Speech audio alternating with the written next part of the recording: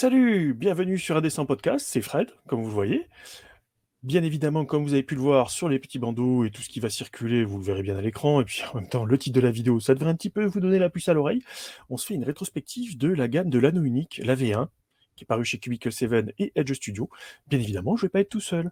Donc le premier que je fais venir, alors regardez-moi comme il est magnifique, Antoine. Eh, Comment, comment comment ça ça va va? Antoine? Bah, Bah, moi ça va.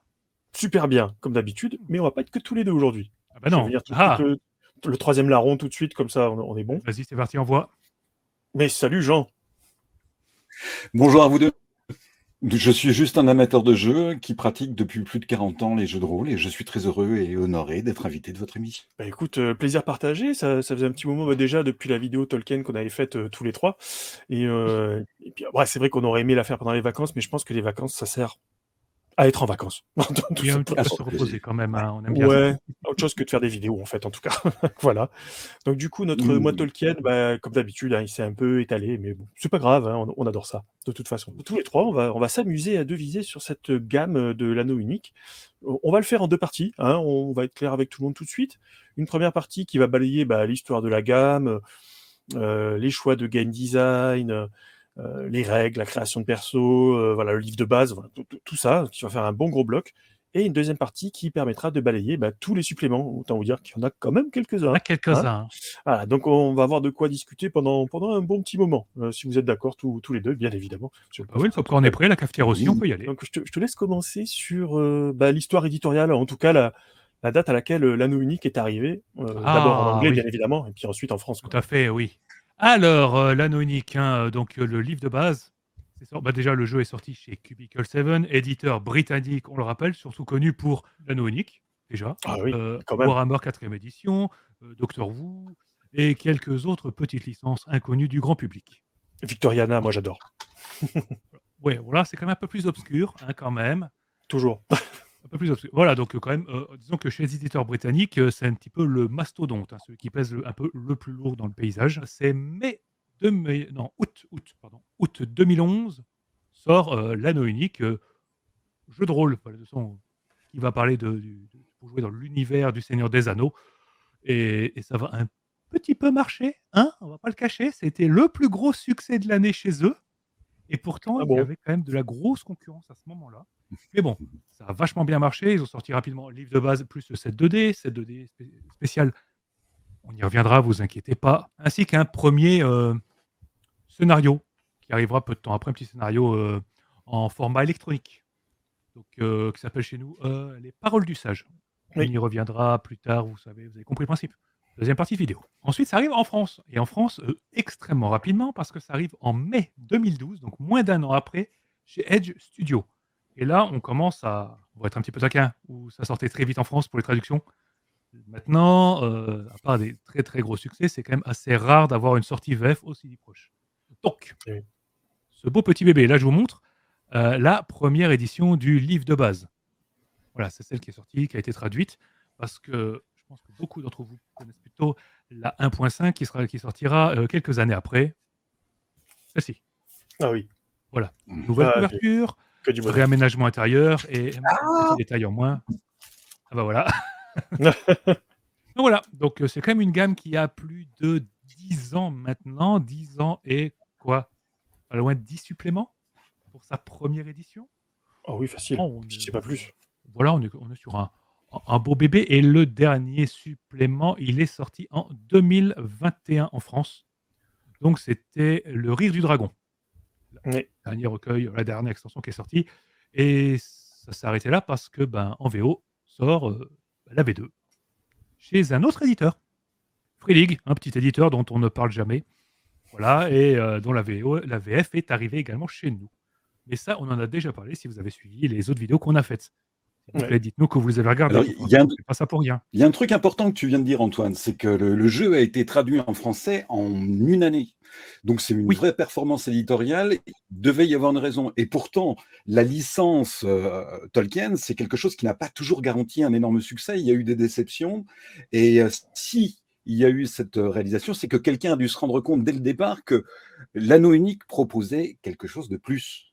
Et ça, je crois que oui. il va falloir qu'on insiste tout au long de cette Il y a de ça, mais présentation je pense aussi qu'il y sur a les un petit peu particularités de l'anneau unique. Mais voilà. Et moi Vas-y, aussi, par vas-y, contre, Antoine, après, je je t'en pense prie. qu'il y a aussi un autre détail qui fait que les gens ont parié une blinde sur ce jeu, c'est qu'il sort en 2012 et que ça fait déjà 3 ans qu'on annonce que Peter Jackson va réaliser une nouvelle trilogie Et sur la oui. Terre du Milieu. Et je pense qu'au vu du succès déjà de sa première trilogie, ils ont dû se dire, les gars, là, faut qu'on mette le paquet sur la licence, ça va faire un carton. Absolument, Donc, si en plus, absolument. on a un univers qui est ultra Heureusement porteur que le parce que jeu le était, je disais jeu est heureusement que très, le très, très jeu bon. était meilleur que la deuxième trilogie, mais bon, oui, On n'en il a parlera pas. certainement On a fait une petite bénéficié. chronique hein, dans une autre émission, donc ça Voilà, va la destruction. c'est autre chose. Mais bon, Pas de voilà. parole qui fâche. Voilà, un univers porteur et on va vers ça, un jeu qui est quand même plutôt bien foutu, hein, quand même. Ouais, ouais. Et par contre, oui, c'est vrai qu'on parle pas assez souvent de ce qui s'est passé. On saura jamais vraiment ce qui s'est passé. Donc, quand Cubicle 7 a perdu la licence, en fait, hein, Sophisticated Games, donc qui est Mhm. la boîte qui gère hein, les droits du Hobbit et du Seigneur des Anneaux, a enlevé la licence à Cubicle 7. Il y a eu un petit moment de flottement. Edge continuait, hein, ils avaient toujours la licence pour traduire, eux, par contre, il n'y a aucun problème. D'ailleurs, petit aparté, ça je le dis tout de suite, Edge Studio a toujours les droits pour traduire la V1 et la V2, bien sûr. Mhm. Et ils vont continuer à réimprimer les suppléments de la V1. Donc nous, par rapport aux anglo-saxons, on aura toujours cette chance d'avoir des bouquins de la V1 toujours réimprimés. Donc ça, il faut quand même bien le mettre en avant. Voilà, Oui, comme je disais, dans les arcanes, c'est à moins de demander à Francesco Nepetiello, parce qu'on n'en a pas encore parlé, bon, on va le refaire tout de suite après, hein. On va parler un petit peu des créateurs. Mais en gros, donc Cubicle 7 perd tout ça, et ça bascule chez Free League, qui va relancer la gamme via un financement participatif qui a tout pété, tout éclaté, tout explosé, tout Bah, roulé sur il son passage. est parti sur orbite, hein, Mhm. Voilà. Bon, voilà, Oui, donc c'est dommage. après tout. Mhm. Après, on se demande aussi, ça c'est des petites apartés aussi, quel était l'intérêt de passer sur un financement participatif pour une licence aussi porteuse? Je me pose toujours la question, moi, personnellement. Mais en tout cas, voilà, ça a été un carton, donc les fans que nous sommes tous les trois sommes ravis, hein, on est bien d'accord. Et c'est toujours Edge qui a les Absolument, droits donc, pour absolument. traduire la V2. Donc, voilà pour finaliser cette petite présentation succincte de l'anneau unique et de son arrivée en France, en tout cas. Et ouais, comme tu dis, hein, plus d'une dizaine de suppléments quand même. Hein. Donc Oui, il y a de quoi et faire avec. Mhm. il y a de quoi faire et c'était des suppléments surtout, ça a très bien marché parce que c'est des suppléments qu'on retrouvait très, très souvent en rupture de stock. Ce qui est quand même Mm. assez bon signe, hein, sur le succès de la gamme. Parce que le tirage était quand même pas dégueu. Oui, en plus. Oui, ça part bien. D'ailleurs, il y a des réimpressions en cours actuellement à nouveau, puisqu'il y a régulièrement des ruptures, et voilà, petit à petit, ça revient. On en avait discuté avec Michael Quattoriou de AGE Studio. Donc voilà, ça, on est quand même super content d'avoir cette chance-là, en tout cas. On est un petit peu l'exception culturelle pour le coup. C'est cool. Oui. Oui, et c'est absolument vrai parce que quand on va sur les forums qui sont consacrés à The One Ring anglo-saxon, on se rend compte que Mm. les gens s'arrachent maintenant les suppléments en anglais qui sont Ah oui. vraiment manquants dans les boutiques et il commence à y avoir un petit peu de spéculation à ce niveau-là, ce qui est aussi bon signe sur la qualité de la gamme. Ah bah, par exemple, celui-là, je le vois pas à moins de 150 $, par exemple. Oui. Voilà. Mhm. On est d'accord. Ouais. Bon, on en rediscutera ensuite, Je bien l'ai. évidemment. Oui, c'est le seul qui n'a pas été traduit, d'ailleurs. C'est pour ça que j'en parlerai après. On a fait un petit peu l'histoire, générale, quand même. Oui, oui, tout à fait. Voilà. Oui, comme on disait, oui, après il y a eu une 1.5. C'est vrai qu'il y a eu le livre de base en classique, qui contenait, on montre rapidement, parce qu'il y avait le livre de base, et il y avait également 2 cartes. Les fameuses cartes vachement importantes parce que on va les user, les utiliser en long, en large, en travers. Regardez, voilà, c'est Surtout, magnifique. Hein. surtout le verso. Ouais, après il y en a 2, voilà. Donc Mm. ça et une autre la même avec des informations parce que pour Voilà, c'est celle-là. le MJ, il y a des couleurs, des symboles bizarres. On vous expliquera tout à l'heure pour quelles raisons. Donc, le livre de base, il y avait une première édition, mais elle avait quelques petits soucis internes. Il y avait des problèmes d'organisation des chapitres, pour le moins malheureux. La crête Mhm. perso qui s'étend sur 3 parties du bouquin différentes. Au début, tout à la fin, un petit peu au milieu, et des allers-retours de 60. C'était insupportable, vraiment. Du coup, voilà, on avait la V1 qui était sortie en 2011 et il y a eu une V1.5 qui est sortie en 2014 chez les anglophones et en 2016 chez nous. Réaménagement interne et on n'avait plus les petites cartes qu'elle avait avec. C'était bien dommage. Ouais, c'est ça. Ouais, effectivement, c'était un peu le regret, mais bon. Je t'avoue que je suis un petit peu comme tout le monde. Moi, j'ai connu avec la 1.5 et déjà, il y avait des allers-retours dedans à faire, mais on va en reparler aussi. Un petit mot sur Francesco Nepitello, parce que bon, c'est quand même un Italien, et qui aurait imaginé qu'un Italien allait remettre au goût du jour l'univers de Tolkien dans les jeux de rôle? pas moi en tout cas, j'étais très surpris au départ. Puis en grattant un peu, on découvre que Francesco, c'est quelqu'un qui joue depuis longtemps, qui est rôliste depuis les années 80, qui connaissait Casus Belli, ce qui a établi un lien quand on a commencé à discuter, et qui s'est lancé comme créateur de jeux indépendants, de board games, de jeux de plateau dans les années 90. Et il a collaboré aussi à la création d'un jeu un peu plus récent, Lex Arcana, qui est un jeu de rôle qui avait comme cadre la Rome antique, mais une Rome antique fantasmée avec une part de magie, des créatures épouvantables et des choses intéressantes. Un jeu à découvrir avec des mécaniques intéressantes. Là, il n'était pas l'auteur principal, mais il a participé. Et sa contribution était importante aussi dans un jeu qui est un best-seller dans la catégorie des board games. C'est La Guerre de l'Anneau, War of the Ring, qui est considéré aujourd'hui comme la meilleure reconstitution de l'épopée du Seigneur des Anneaux en jeu. Un jeu un peu lourd pour 2 joueurs, les parties font entre 4 et 5 heures, mais c'est quelque chose d'une richesse exceptionnelle. Il était là avec Roberto Di Meglio qui était l'auteur principal. Et tout ça pour dire que c'est un passionné qui connaît la Terre du Milieu et qui aujourd'hui fait autorité au niveau ludique. Et ouais, je suis d'accord avec toi, hein. La Guerre de l'Anneau, pour l'avoir aussi, c'est extraordinaire en termes de richesse et de profondeur. C'est un peu de l'initiation au wargame, hein. C'est beaucoup plus light qu'un vrai wargame, heureusement d'ailleurs. Mais déjà, c'est superbe, et puis voilà, les mécaniques sont top. Et Nuts Publishing vient de sortir le jeu de cartes de la Guerre de l'Anneau, du coup. Ça vient de sortir il y a quelques temps. Oui, je l'ai aussi. Donc, donc Francesco, et ça fait un petit moment qu'il est dans le game, comme disent les plus jeunes. Oui, puis là, il bosse également sur d'autres licences un peu massives, hein, genre Assassin's Creed, hein, Oui, par exemple. qui arrive là, voilà. Et puis, il est chef du département jeux de rôle chez Semon, hein. 3 fois rien. Oui. Un monsieur un peu occupé, quoi. Oui, quand même, ouais. Non, mais comme tu dis, ouais, c'est vrai que c'est... je pense qu'on ne s'attendait pas à avoir, effectivement, comme tu dis, un Italien, mais bon, avec la Guerre de l'Anneau, déjà, tu comprends que le garçon, il a déjà ce qu'il faut en bagage pour nous offrir un jeu qui nous permette de sortir de ce qu'on a connu. On en avait discuté la dernière fois, hein, donc on avait eu quoi, JRTM et Le Seigneur des Anneaux de Decipher. C'est tout ce qu'on a eu, hein, en jeu de rôle. Officiel. Pardon, on a eu, Voilà. oui, parce que les amateurs, on a eu Tiersage. C'est sûr. Voilà. Donc, on en arrive effectivement à notre deuxième partie, qui est le cadre de jeu, l'univers de jeu. Donc, je ne vais pas vous faire l'offense de vous refaire l'histoire de la Terre du Milieu. Sinon, je pense qu'on se fait 12 heures d'émission. Bah, ouais, minimum, hein, parce que je pense que je vous fais tout le Silmarillion d'un coup. Voilà, donc, trêve de plaisanterie.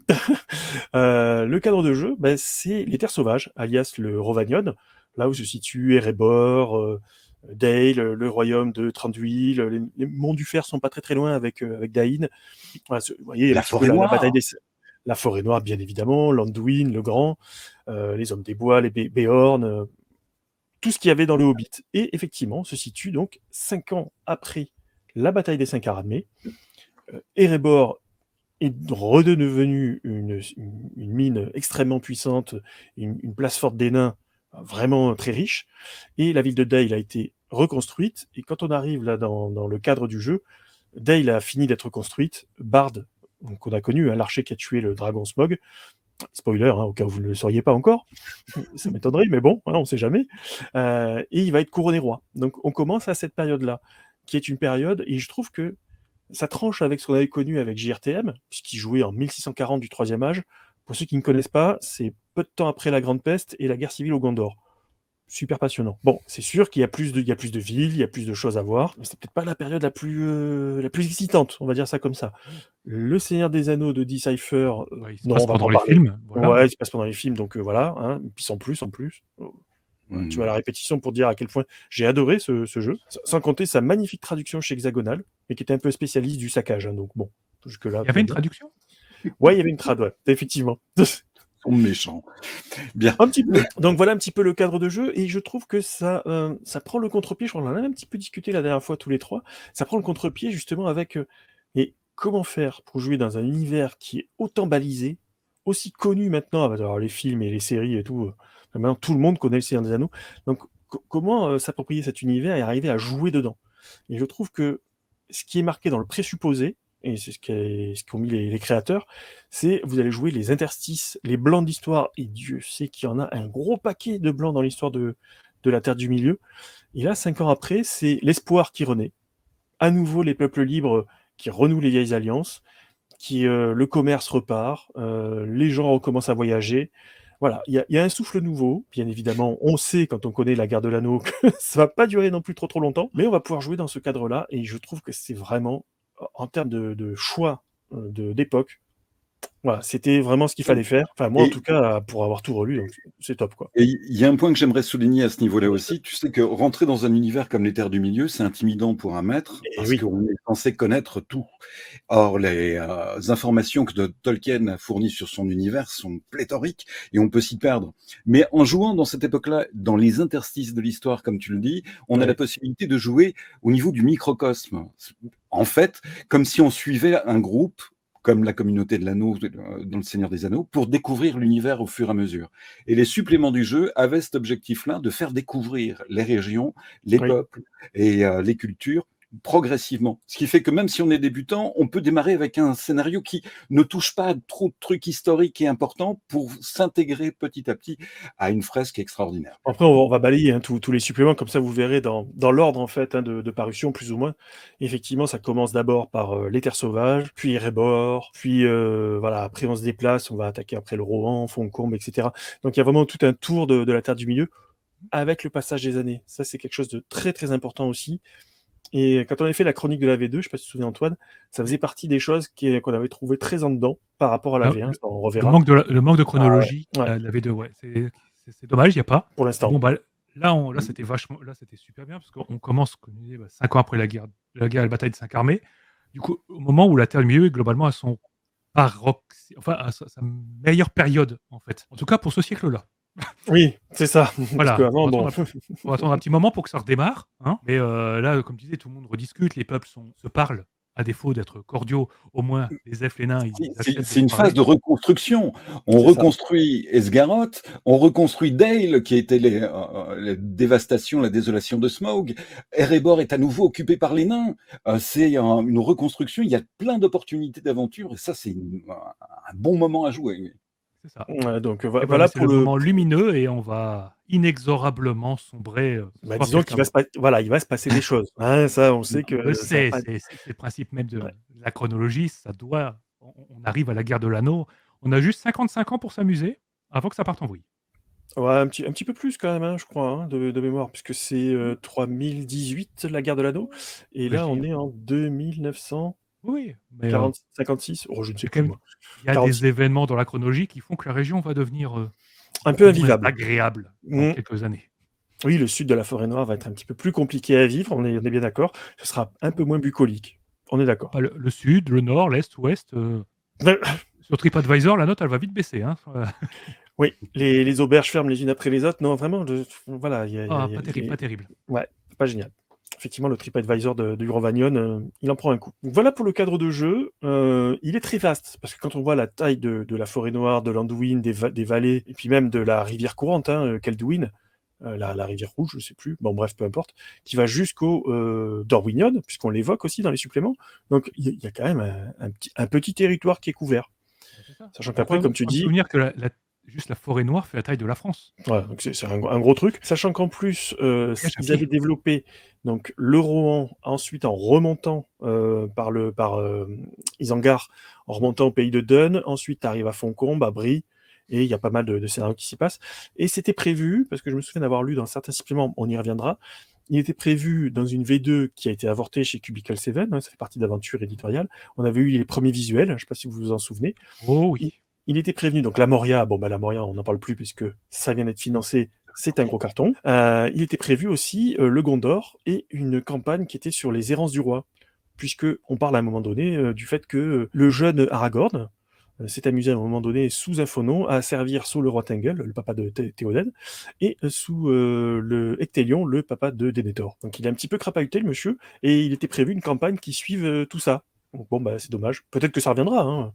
Moi, je le souhaite en tout cas, parce que ce serait vraiment super pour le coup. Parce qu'il y a aussi pas mal de choses à voir, quoi. Donc voilà un petit peu pour la partie univers, cadre de jeu. On va rentrer effectivement plus dans le détail, mais là, bah, je vous laisse, Antoine et Jean, vous amuser avec le livre de base. Alors, oh, regardez-moi ça. Des effets spéciaux incroyables. Ouais. Bon, Industrial Light and Magic. c'est ça. Donc, le livre de base, un bon gros pavé, hein, je revois rapidement la pagination, mais on est sur du... Plus de 300 pages. Plus de 300. Ouais. Plus de 300 pages. 255 pages pour la V1. Ah, la Ah veille en oui, toute seule, bien, la 1.5, elle nous emmène bien au-delà, hein. c'est un 334. En effet, oui, quand on dit qu'ils ont refait la pagination, ils n'ont pas rigolé, hein. Alors, le truc que moi qui m'avait marqué, c'est le fait que tu as une impression totale, c'est-à-dire que les pages ont un fond coloré en permanence, que c'est très eh oui. illustré. C'est très bien d'avoir des fonds colorés, mais l'ennui, c'est que pour faire des polycopies, quand on veut distribuer des documents ou des éléments de règles aux joueurs, c'est un petit peu la galère quelquefois. N'empêche que l'ambiance est bien préservée, que même si l'iconographie est pas toujours digne de John Ho, c'est quand même pas mal fait du tout, ça a de la gueule, et on rentre dans l'univers rien que par la présentation et la maquette. Mm. Bon premier point pour le jeu. Ouais. D'ailleurs, j'en profite tout de suite. L'artiste qui a donné sa patte pour cette V1, c'est John Hodgson. Ah, Et alors, moi, je trouve que ça colle parfaitement avec l'univers. Comme tu dis, c'est pas du John O, c'est pas du Alan Lee, ouais. mais ça donne une autre patte, peut-être plus naturaliste, je trouve, dans ses pastels à lui. Et j'ai trouvé ça fabuleux. Et Il a donné une vraie identité à ce jeu. C'est pas le Seigneur des oui, Anneaux, c'est Ah oui. l'anneau unique. Alors Tu peux en mettre, hein. Vas-y. pour la création des personnages, on s'y retrouve un petit peu avec le problème qu'il y avait dans la toute première version, même dans cette version 1.5, on va oui. être obligé de se promener un peu partout. Ah ouais. C'est-à-dire que là aussi, il y a eu un éclatement au niveau des règles. Quand on cherche des éléments, on est obligé de faire parfois un saut de 30 ou 40 pages. C'est pas simple. Et c'est dommage parce que cette création de personnage est assez cool parce qu'elle nous invite à créer un personnage qui correspond à nos aspirations en choisissant une culture d'abord et ensuite la profession et les choses qui vont guider le personnage lui-même au fur et à mesure. Et on n'est pas dans la recherche comme dans Donjons et Dragons de super caractéristiques, de la création d'un surhomme. On crée un habitant de la Terre du Milieu avec ses préjugés culturels, avec ses avantages et ses inconvénients aussi. Ah bah, c'est bien, tu as bien résumé la chose, hein. Ouais, parce que rapidement, bah, là, on va jouer, littéralement, bah, on va jouer des héros, mais au sens Tolkien du terme. C'est-à-dire plutôt des Mhm. Boromir. On est très compétent, avec un peu d'XP quand même, hein, parce qu'au début, on ne l'est pas, mais on meurt très vite sur ce jeu. Voilà, nous ne sommes pas des super-héros, comme tu l'as dit, attention, hein. Et c'est ça, il y a un truc qui est très important, Antoine, là tu me le rappelles, c'est que l'une des grandes réussites de Nepitello, c'est d'avoir créé un jeu où il règle son compte au malentendu de la Terre du Milieu. JRTM n'avait pas réussi à restituer l'ambiance de Tolkien parce que JRTM était un jeu d'heroic fantasy qui avait comme cadre un univers qui ressemblait à la Terre du Milieu. Mais la Terre du Milieu, c'est pas un univers qui est propice à un héroïsme sanglant avec une épée brandie. Autrement, le Seigneur des Anneaux s'appellerait l'épopée de Boromir. Ou Boromir le sanglant ou un truc comme ça. Mais c'est pas du tout ça. On est dans un monde qui est beaucoup plus subtil, où tout se règle en relations humaines, en discussion, en roleplay en fait, qui a une importance énorme et qui est, à mon avis, merveilleusement bien exploité dans le jeu. Et puis surtout la magie. Enfin, on pourra en reparler hein, dans la Oui, création de oui, perso. oui, Ah oui, la Mais place de la la magie, magie de JRTM, malheureusement, elle a rien à voir absolument. avec l'univers de Tolkien et de la Terre du Milieu. Je pense que c'était surtout ce qu'il y avait de plus dommage. Je me souviens des bouquins de JRTM que moi j'adorais lire, hein, JRTM, mais pas y jouer. Mais lire, il y avait les Valar et les Maillards, et t'avais leurs stats avec leur niveau. Enfin, c'est ridicule. Dans du donge, quoi. Avec une boule autre de feu dans époque. tous les sens. Non, mais ça fait sourire, hein, maintenant. À l'époque, Oui. j'étais en furie. T'allais voir que Sauron, c'est un Maillard niveau 500. Non, Est-ce qu'il y 250. avait les caractéristiques du Waouh. Loathar? Non. Lui, il y était pas. Par contre, t'avais Manwë et Melkor, hein. Wow. Oui, c'est vrai que petit match de boxe Ah, Voilà. contre mon Melkor Dieu. en fin de campagne, ça se tente, hein. Ah, Melkor, il roule sur tout le monde. Je te le dis tout de suite. C'est incroyable. Voilà. Bon, voilà, hein, petites apartés. Mais c'est vrai que du coup, comme vous dites, hein, on retombe sur des choses où on est plus au niveau du terrain, comme tu dis, on forme une fraternité, une communauté. Et on n'est pas des super-héros, quoi. Il faut faire attention, hein. Les Non, non, non. archigobelins, c'est ça? On va les voir après. Ah oui, ça, c'est vos pires ennemis, les archigobelins. Tu peux relancer le feuilletage, hein, donc C'est oui, on va parti. vous parler bah, là, on va vous parler un petit peu de la création de personnages parce que, on l'a dit, tout va commencer par la sélection d'une culture. On parlera même pas de race, de culture, parce que dans la même espèce, il y a plusieurs cultures différentes. C'est vraiment important parce que les humains en ont beaucoup, les nains vont finir par en avoir pas mal, les elfes aussi. Bref. Même les hobbits. Le jeu va proposer 6 cultures au début, et d'autres vont arriver avec chaque supplément. Au début, on avait les Bardides, donc ceux qui vivent sous le règne du roi Bard, donc les habitants de la ville de Dale. Pour schématiser au maximum, c'est ce qui se rapproche le plus du Gondor, comme on le voit dans la trilogie du Seigneur des Anneaux. Dans l'esprit. Sauf vous À regardez peu près. l'illustration, c'est un soldat avec un énorme pavois et une épée. C'est Boromir. Voilà. Et beaucoup d'archers quand même. Ah oui, oui, oui, oui. Bard était un archer et la culture de Oui. l'archerie est importante. Même s'ils l'ont pas forcément. La Mhm. culture dans le bouquin ne l'a pas, c'est une autre culture qui va la récupérer. Des histoires d'équilibrage, hein. Voilà, Oui. on aura eux, on va voir les Béornides, donc une culture de trappeurs, de bûcherons, de fermiers, enfin des gens solitaires qui se sont regroupés sous le règne, à mettre avec 1 milliard de guillemets, Oui. de Béorn, vous savez, le changeur de peau, qui ne veut pas du poste, mais on lui a pas demandé son avis. C'est un peu ça Voilà. aussi. C'est un peu ça. Qui sont un petit peu les bourrins, hein, un petit peu une culture un peu Ils sont un peu rustiques. Ils brute. sont rustiques. Les C'est ça, Russes, c'est rustique. C'est voilà. ça. Mais très porté sur la culture orale, les traditions, les légendes. Donc, ce ne sont pas des gros berserks débiles. Pas Et du les tout. gâteaux au miel, s'il te plaît. Faut pas oublier les gâteaux au miel. Ah Ça, c'est leur oui. meilleur avantage. C'est incroyable. Eh oui. Absolument, absolument. Donc, on va avoir les elfes de la forêt noire, hein, vous savez, le peuple de De Tranduil. Conduil et Legolas, Oui. mais les sous-fifres. On ne joue pas la famille royale. Non. Ça reste, Bah non. ça reste des elfes, ça reste classe, ça reste compétent, avec quelques gros a priori. Vous allez voir, c'est assez savoureux à jouer. C'est pas des gens qui sortent souvent de leur forêt. Pour ça, c'est très amusant à jouer. Et ils vivent dans On a des des nains. grottes, ça faut le dire. C'est ça, oui, c'est des elfes qui vivent dans des grottes dans une forêt. C'est vous dire Ouais. le niveau d'isolationnisme du loustic. Des gars très ouverts. Ah oui, c'est ça. Oui. Ensuite, on a des nains. Les nains d'Erebor, hein, voilà, le roi d'Aïn, tout ça, la montagne solitaire, le pognon qui coule à flot. On a compris. Je schématise, mais vous allez comprendre. Et puis on a des hobbits. Autant c'est pas super justifier leur présence, mais que serait un jeu sur le Seigneur des Anneaux sans les hobbits? Mais ils sous-entendent quand même dans les règles que ces hobbits-là, ce sont des hobbits voyageurs qui, Oui.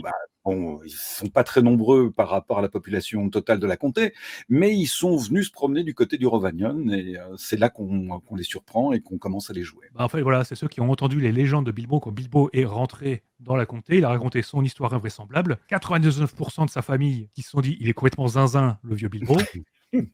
Et puis, t'as un petit pourcent de Touk qui a fait oh, si le vieux là, il est revenu avec autant d'argent et de légendes, moi aussi je veux y aller. Absolument. Et c'est parti. Ça permet de jouer des hobbits et Ouais, on y c'est reviendra. très amusant. C'est peut-être la culture la plus intéressante Mm.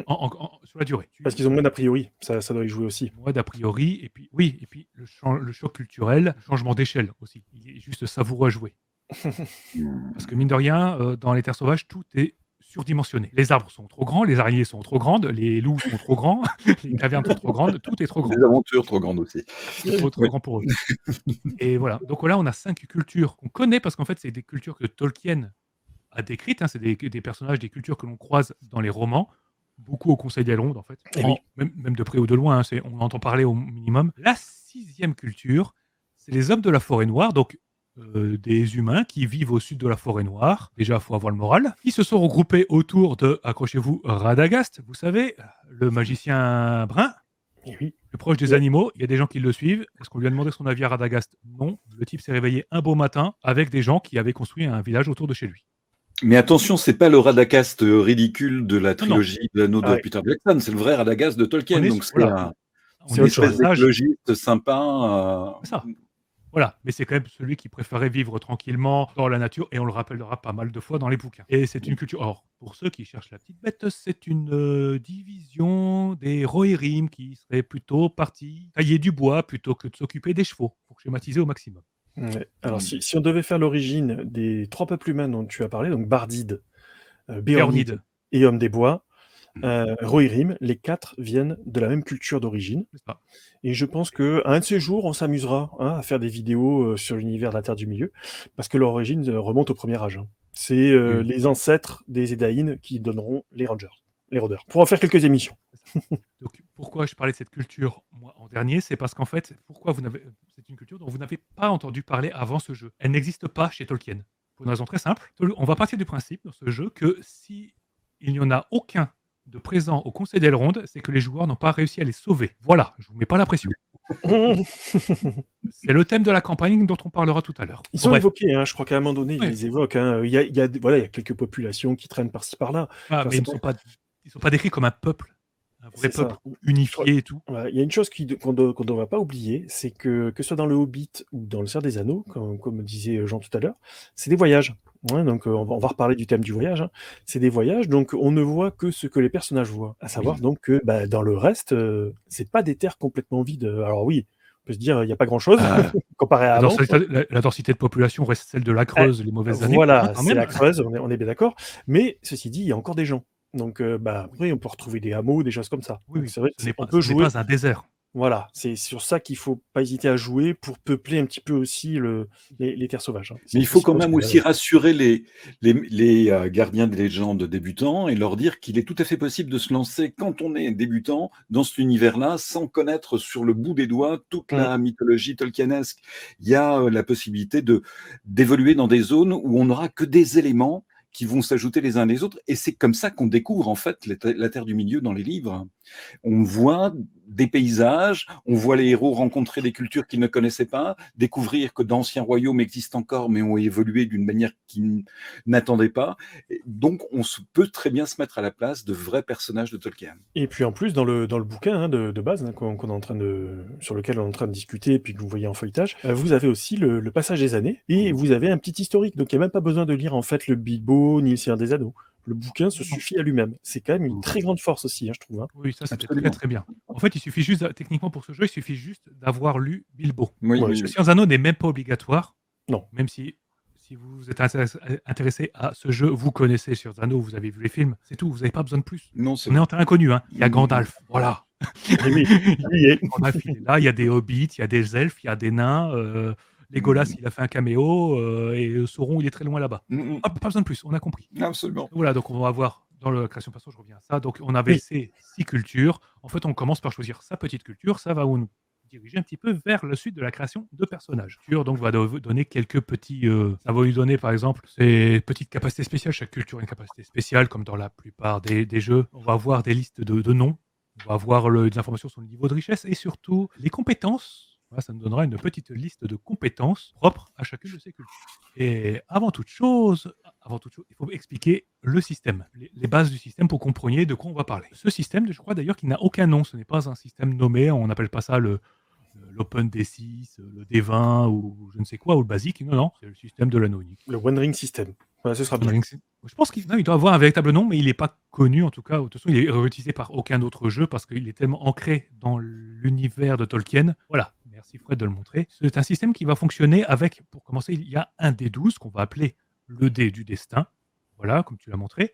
Alors, c'est un D12 un petit peu particulier parce que on aime faire un peu bizarre, hein, chez Cubicle 7, la grande époque, l'anneau unique, Star Wars Edge et tout. On aimait bien faire des dés un peu spéciaux. C'est un D12 qui va de 1 à 10, la rune de Gandalf, voilà, et la rune de Sauron. On lancera, pour tous les tests, on va lancer ce dé. Il faut savoir que quand vous obtenez la face Gandalf, le test sera réussi, peu importe la difficulté.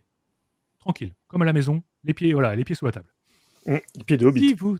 Voilà, les pieds velus du Hobbit sous la table. Et si vous avez obtenu un Sauron, eh bien le dé vaut 0. Vu que c'est un système où il faut battre une difficulté, vous comprenez que ça va être compliqué. Le résultat sera donc inversé si vous êtes le MJ, auquel cas Sauron c'est bien pour vous, Gandalf c'est pas bien pour vous. Si vous jouez des méchants. Donc on va lancer ce dé du destin à chaque fois et on va lancer des dés de maîtrise.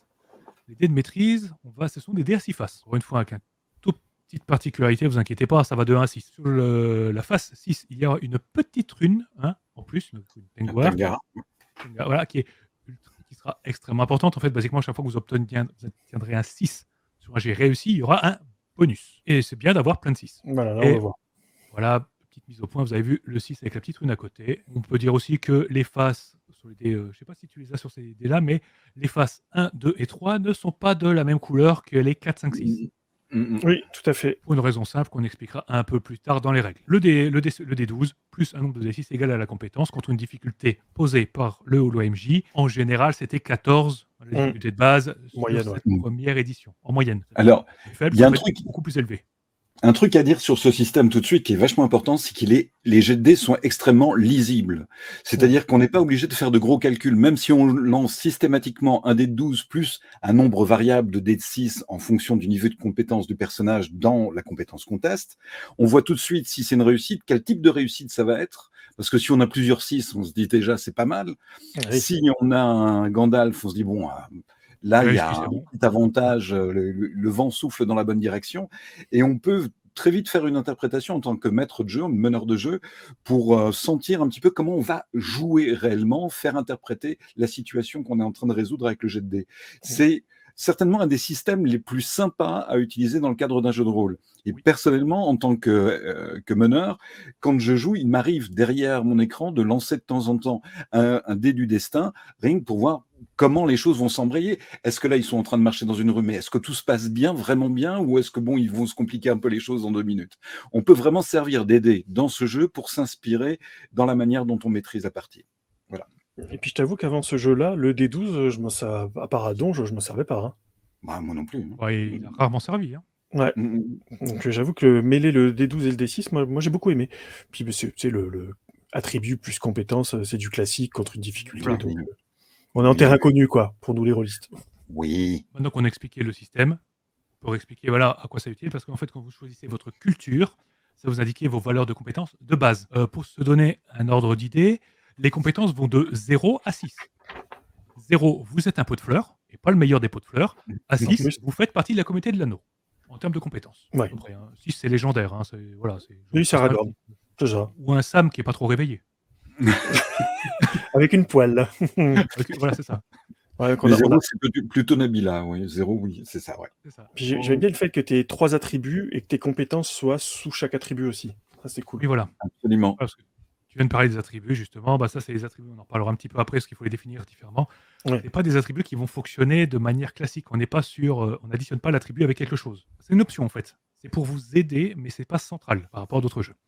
Donc, on choisissait sa culture. Donc voilà, qui nous donnait, voilà, comme je disais, nos compétences et tout. On va choisir un peu une origine dans cette culture. Il y avait un peu de variété. Il y avait plusieurs origines possibles au fait d'être un hobbit. Les hobbits, par exemple, n'étaient pas tous des cuisiniers, des jardiniers. Certains veulent aller à l'aventure, d'autres sont juste curieux, d'autres veulent faire leurs preuves, ce genre de choses. Des marchands de tabac, il y avait ça aussi. Des marchands de il me tabac, semble. tout à fait. Ouais. Ah, j'en ai eu un comme joueur, comme ça, pendant quelques années, et Et moi aussi. il a construit un consortium gigantesque, une multinationale de la vente de tabac. J'ai pas compris. Il a fallu contrôler la campagne. Pas mal, oui, ça donne Ah. des idées de roleplay. C'est ça. Donc l'origine donne les valeurs de base des attributs. Et les attributs, il y en a 3. On va avoir le corps, donc tout ce qui est physique. Le cœur.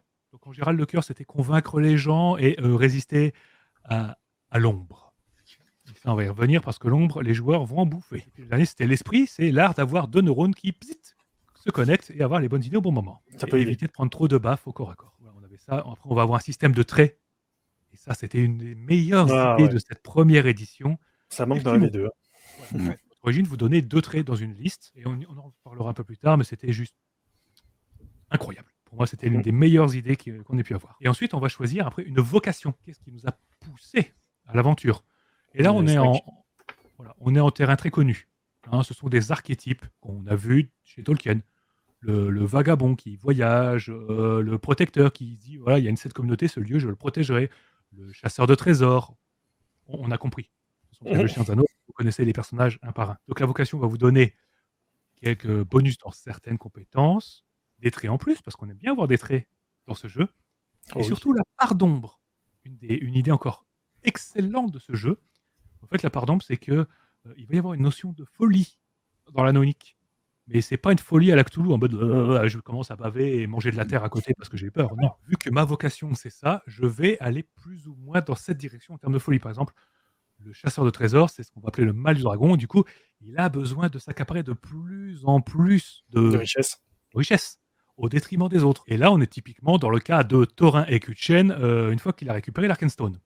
Mais concrètement, en termes de jeu, ça se traduit par le fait que le joueur perd un peu de contrôle sur son personnage. Dans certaines situations, il n'est plus maître de son alter ego. Et ça, c'est une idée mais sympa. il le dirige quand même. Il sait quand même dans quelle direction il va. Il est pas. C'est pas comme un Cthulhu où le MJ va Non. t'imposer. Voilà, ton personnage maintenant, il est schizophrène, il fait comme ça. Non, et mon personnage, je sais exactement ce qui va lui arriver quand je vais perdre les pédales. Je ne contrôlerai pas totalement, mais je n'en perds pas. J'ai choisi ce qui m'arrive. Ouais, puis c'est des mécaniques qui reprennent ce qui arrive à Boromir, hein, comme tu disais, on est tous des Boromir. Oui. C'est tu as le héros hein, qui fait ses actions et qui petit à petit se laisse corrompre. Mais il n'y a jamais d'impermanence là-dessus, il n'y a jamais d'inéluctabilité hein, de la chose. Tu peux toujours résister à l'ombre et à son pouvoir. Donc on va le voir avec d'autres mécaniques. Mais effectivement, quand tu lui laisses trop prendre corps sur toi, ça peut finir très mal. Et effectivement, chacune des vocations te donne son point faible.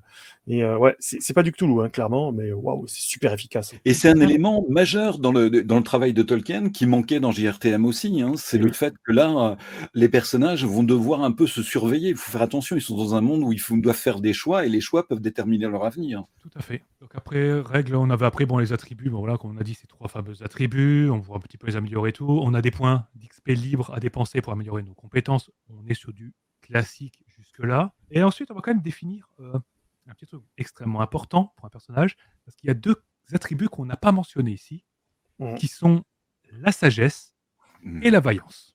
Oui. Voilà, des attributs secondaires, on pourrait dire ça, qui sont d'une importance capitale, parce que quand vous allez gagner de l'XP et mettre des points là-dedans, ça va vraiment débloquer des trucs vraiment très importants.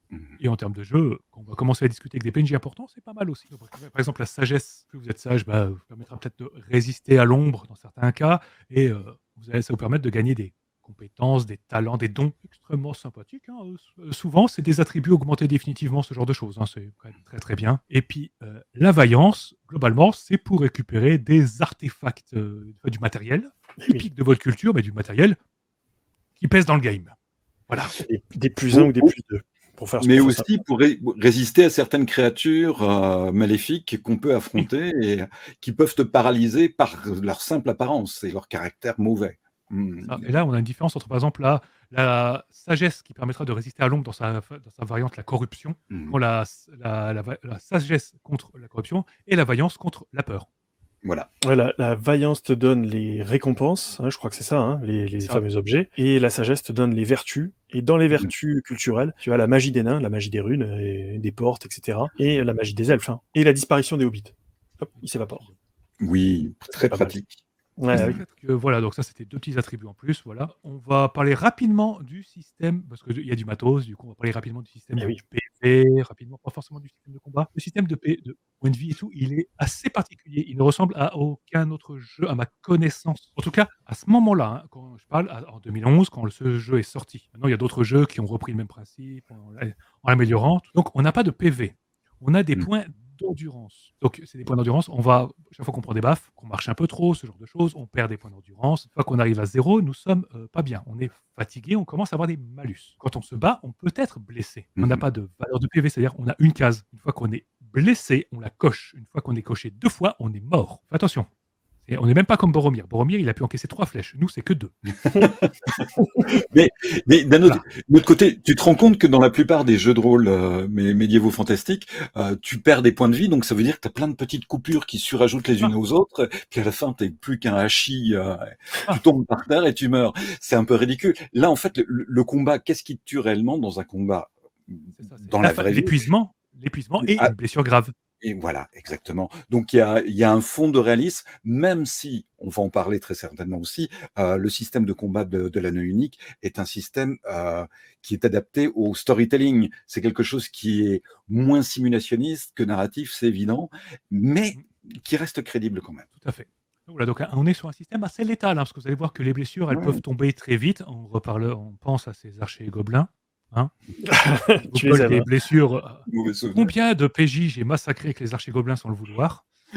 Mais c'est vrai que la contrepartie, c'est que tu peux faire tomber des orques à la trouzaine si tu as les bons jets de dés, comme dans les films. C'est un système où il est plus simple de tuer un troll qu'une horde de gobelins. Je confirme. C'est ça. La première rencontre que j'ai fait jouer dans un scénario de l'anneau unique, mes PJ se sont retrouvés confrontés à un troll et les archers l'ont flingué avant qu'il soit apporté pour taper. Et ça a été surprenant. Je me suis dit, ils vont passer un mauvais quart d'heure. Non.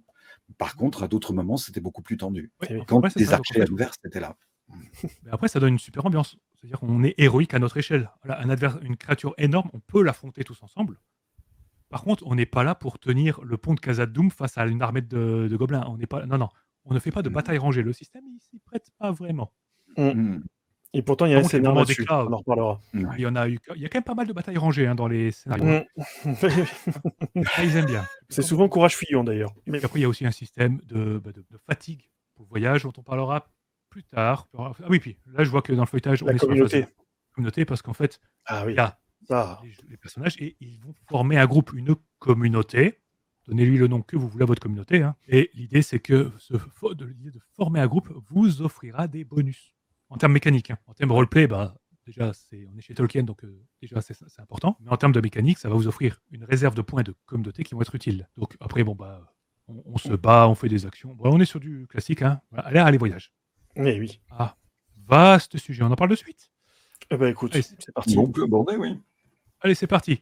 Bon, c'était pas ma partie favorite, hein, mais bon. Non, non. En fait, je crois que c'était pas la partie favorite de beaucoup de monde. Moi j'adorais, mais bon, je fais une exception. Oui, mais voilà.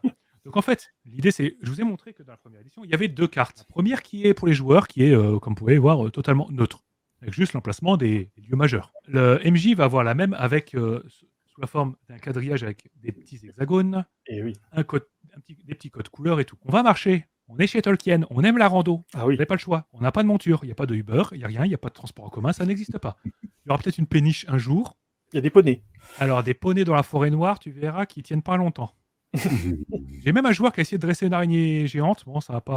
Le résultat n'était pas terrible. Hein. Il faut bannir l'alcool des tables de jeu, je l'ai toujours dit, Antoine. Disons qu'on a voulu faire une grosse partie sur le thème de la séduction des anneaux. On a mangé des recettes de. Il y avait du lembas en profusion, tout le monde était en pleine digestion et c'est un petit peu parti en vrille. Bref, le voyage. On décide où on va aller, hein, du point A au point B. Donc on prend une carte neutre. Pour les joueurs, ils vont se dire allez, je pars de chez Béorn, je veux me rendre à la montagne solitaire.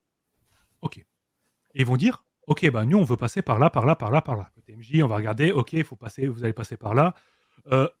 J'ai la distance, combien de temps ça va prendre, et par où vous allez passer, ça va donner une difficulté, car certaines zones sont quand même un peu plus craignos que d'autres. Ouais, il y a quand même, au bout d'un moment, on se rend compte qu'il y a quand même beaucoup de zones craignos. Hein. Oui, beaucoup. Hein. En tout cas, les scénarios officiels vous envoient toujours par les zones minimum difficulté grave, mortelle. C'est là où c'est rigolo. Ah oui, non, mais je suis d'accord. Ah oui, hein. oui, c'est très amusant, oui. Ça fait Pour le maître, surtout. Hein. Ah oui. Donc en fait, voilà, de côté MJ, on va définir la difficulté, donc ça va définir la difficulté du test. Donc on est un groupe, on voyage ensemble et chacun va avoir un petit rôle dans la communauté. Hein. Il n'y a pas que Aragorn qui va mener le groupe. Il va falloir quelqu'un qui va définir le cap, quelqu'un qui va explorer un petit peu, faire l'éclaireur pour voir est-ce que le pont est toujours en place, est-ce qu'il n'y aurait pas un pépin, ou est-ce qu'on pourrait dormir ce soir, parce que les voyages, ils sont longs. Vous êtes parti pour marcher des semaines. Hein. Vraiment. Il va falloir manger.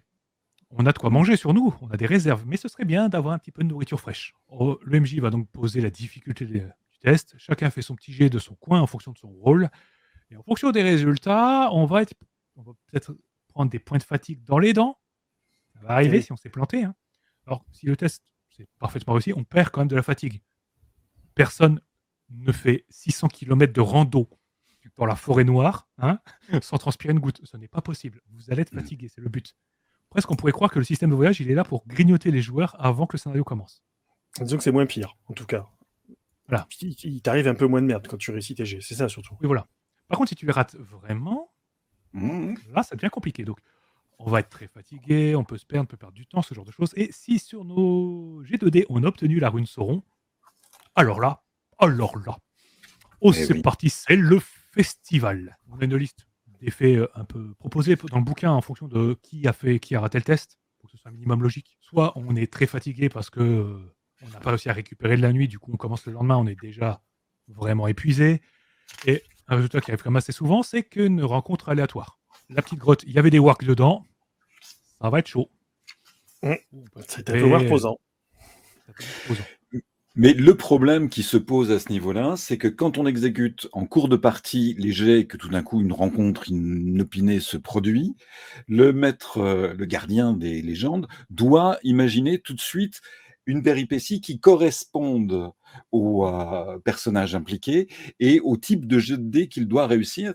Les règles l'indiquent, le type de jet de dés qu'il doit réussir pour se sortir de cette péripétie. Et c'est pas toujours simple, c'est pas toujours facile, c'est un peu lourd.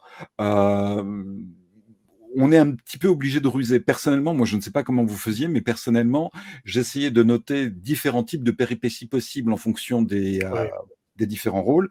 Et puis, le cas échéant, je regardais ma liste, je disais, bon, c'est ça qui est en train de se produire et on peut se lancer dans une impro. Mais si on doit le faire comme ça, de but en blanc, c'est un peu raide quand même, au bout d'un moment. Typiquement, si tu veux un exemple, dans La Cloche des Marées, par exemple, qui est le scénario du livre de base, Ouais, Ouais, quand ouais. quand ils commencent à voyager pour arriver jusqu'au marais, hein, justement, ils avaient réussi des jets, hein, d'exploration et autres sur leur barque et du coup, Mmh. ils ont pu voir, comme ils ont réussi leur jet, bah, ils ont pu voir une patrouille elfe qui les surveille en lisière. Mmh. Par exemple, je m'étais adapté aux joueurs, parce qu'il y avait une Oui, elfe oui. dans le groupe.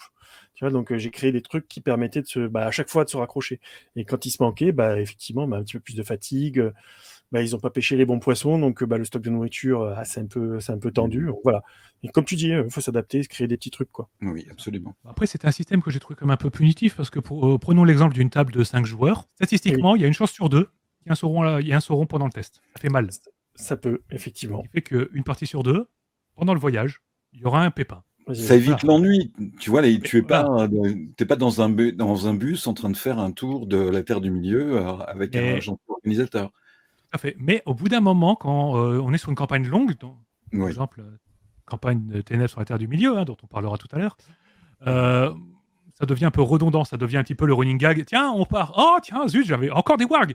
Pas possible, il y en a combien dans cette région des wargs? Bah, ouais, ouais, ouais. Oui, ça risque. Ça, c'est un C'est pour ça Au bout que risque. d'un la moment, la la V2, elle a fait du bien là-dessus, hein. Elle a permis oui, de la V2, réduire le nombre de là, jets de dés. de Oui. toute façon, ce système-là, comme je disais, moi, j'ai pas vu beaucoup de tables qui l'utilisaient entièrement. Mmh À part mh. toi, apparemment, Fred, qui aime beaucoup ce système. Le voyage, oui. Le voyage, Voilà. oui. Le combat, c'était compliqué et les audiences dont on va parler, jamais. Voilà. Ah, Ça, c'est vite vu. ça. Tout à fait. Donc là, on arrive Mais au combat. il y a un truc, à noter pour le système des audiences qu'on va voir tout à l'heure et pour le système des voyages qu'on est en train de regarder. Ça fait très jeu de plateau. On se rend Ouais, compte que c'est des oui, résolutions par jet de dés. La dimension roleplay est mise au second plan et ouais, là, je complètement. pense que il manque un petit quelque chose. Il Oui, manque le souffle de la description, des Oui. paysages et autres. Moi, je passais plus de temps à décrire des paysages, en fait.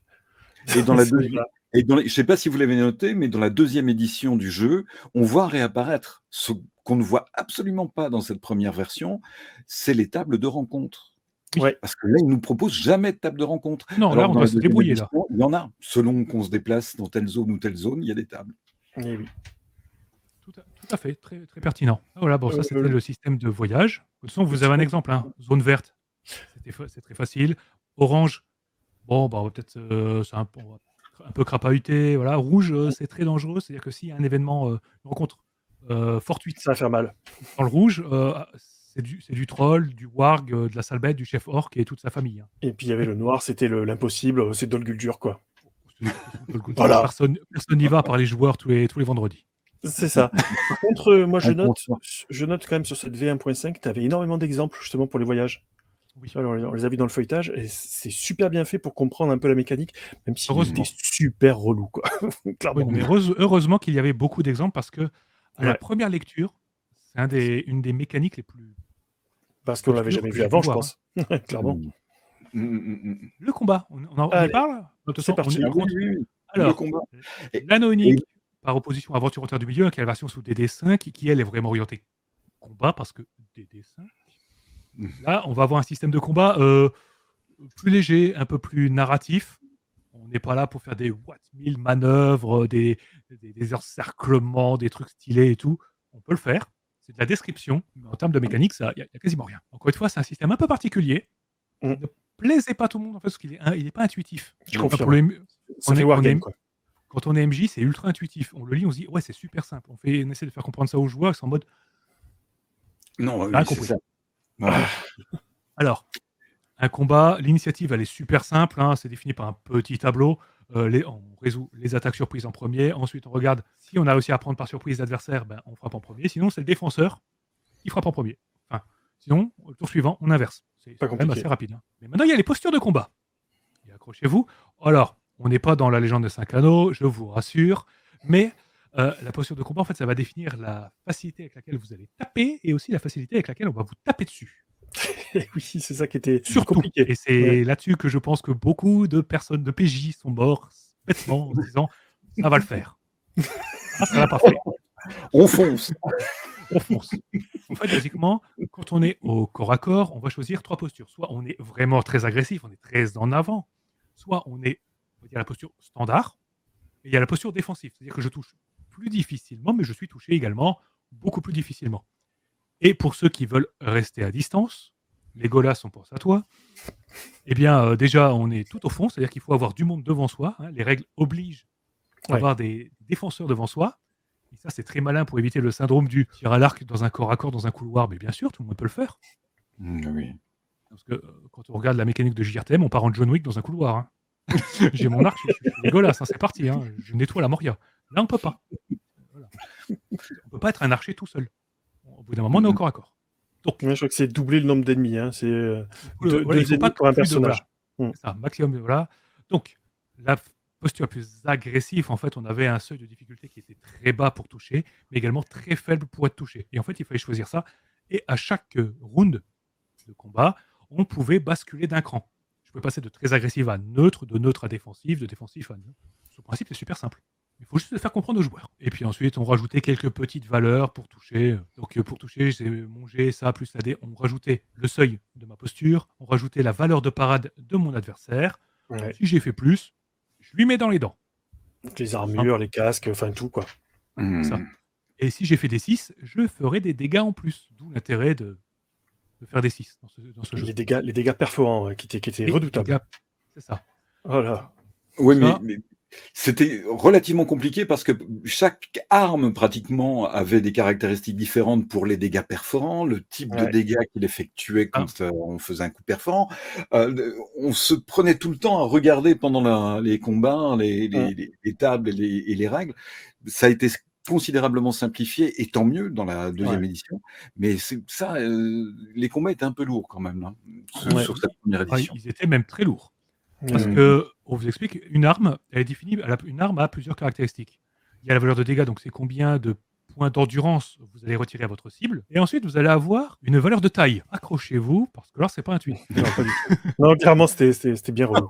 Alors, la valeur de taille, elle allait de 14, et elle descendait jusqu'à 9, je crois, pour la meilleure. En fait, l'idée, c'est que plus le chiffre était bas, plus c'était intéressant.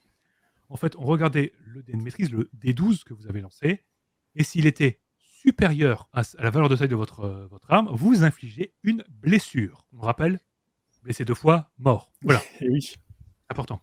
Du coup, un couteau a une valeur un poignard, c'est une valeur de taille de 14, donc une chance sur 14 coller une blessure. Pas top. La grande lance, je crois, l'arme la plus violente du jeu, en tout cas pour les blessures, c'est une taille de 9. Ouais. Et encore, ça veut dire une chance, 2 chances sur 3 seulement, peut-être, de faire une blessure. C'était pas énorme. Hein. Voilà. Non, Donc, ça rajoutait beaucoup de lourdeur dans le combat, qui se voulait justement simplifier. C'est dommage. on rajoute ensuite le système des coups précis, des prises de risque. Oh oui. Des trucs qui rappellent un petit peu le 5R. Moi, je pense, ça m'a fait penser à la légende des 5 anneaux avec le principe de prendre des avantages pour essayer de faire des coups. Bref, chaque arme avait un coup précis à lui, genre briser un bouclier, infliger une blessure automatiquement, ce genre de choses. En fait, il fallait l'annoncer avant de faire son jet. Je fais mon jet. Si j'ai réussi mon test et que j'ai au moins un 6 dans mes dés, j'ai infligé un coup précis, avec le petit bonus qui va avec, en plus des dégâts et tout ça. Par contre, si j'ai réussi et que j'ai pas de 6, le test est raté. Et le système étant tellement violent, les coups précis ne servent pas à grand chose, malheureusement, dans le jeu.